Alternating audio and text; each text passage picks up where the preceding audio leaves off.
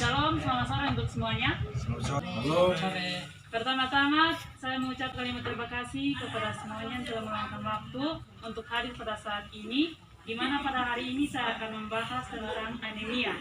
Sebelum itu, perkenalkan, saya atas nama Ermawati Yakudana, mahasiswa Stikes Maranatha Kupang, Prodi S1 Keperawatan semester 3.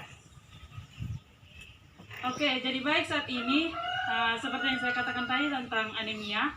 Nah, sebelum itu saya mau bertanya, apakah di sini sudah ada yang tahu apa itu anemia? Belum. Tidak tahu. Oke. Jadi baik, pengertian anemia itu adalah di mana kondisi tubuh ketika jumlah sel darah merah lebih rendah dari keadaan normal. Nah, selain itu, anemia itu terjadi ketika hemoglobin di dalam sel-sel darah tidak cukup seperti protein kaya zat besi yang memberikan warna merah darah. Oke, jadi baik, sekarang kita akan masuk di poin yang berikut, yaitu tentang macam-macam anemia. Macam-macam anemia itu terdiri dari 3 bagian. Yang pertama itu anemia ringan, anemia sedang, dan anemia berat. Nah, yang pertama itu anemia ringan, atau ketika tubuh merasa mudah mengantuk, lelah, letih, lemas, lesu, dan lalai.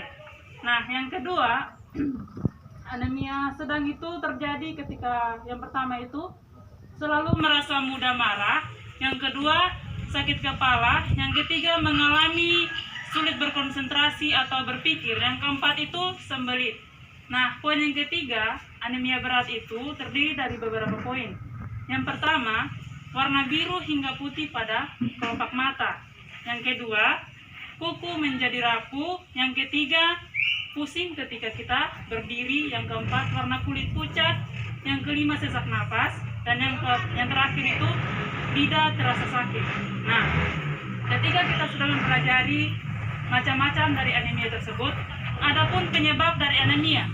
Nah, yang pertama penyebab dari anemia tersebut, keadaan umumnya ketika secara tidak sadar kita mengonsumsi obat-obatan tertentu.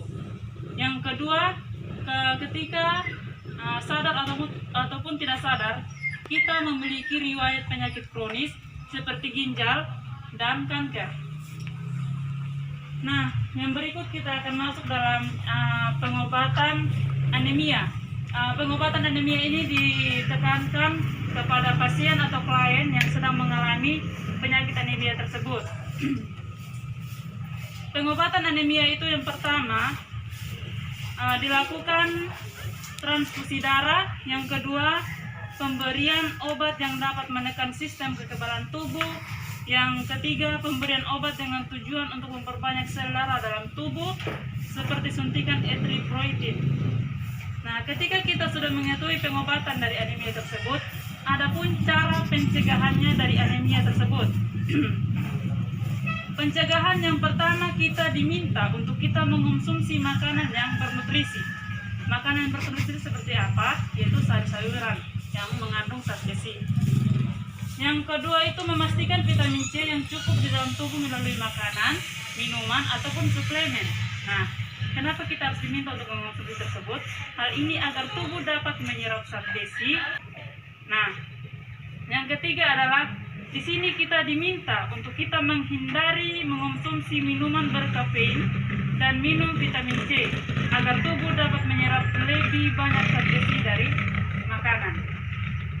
Sampai di sini pembahasan materi tentang anemia. Mungkin ada yang mau bertanya? Baik, saya mau bertanya. Terima kasih. Perkenalkan, nama saya Ebenezer Taloim. Saya akan menyanyikan tentang anemia. Seandainya komplikasi dari anemia, dia secara teori dalam pathway dia menggambarkan untuk dari anemia menuju kepada komplikasi-komplikasi yang terjadi dalam pathway. Contohnya seperti apa? Jadi di sini saya akan mencoba menjawab. Yang pertama itu sulit untuk beraktivitas karena tubuh yang mudah lelah. Yang kedua, mengidap masalah pada jantung seperti arritmia atau gagal jantung. Yang ketiga, masalah pada paru-paru. Yang keempat, pada wanita hamil, komplikasi kehamilan dapat terjadi seperti bayi lahir prematur atau bayi lahir berat rendah. Nah, yang berikut itu gangguan tumbuh kembang pada jika anemia menyerang anak atau bayi. Yang terakhir, rentan mengidap infeksi.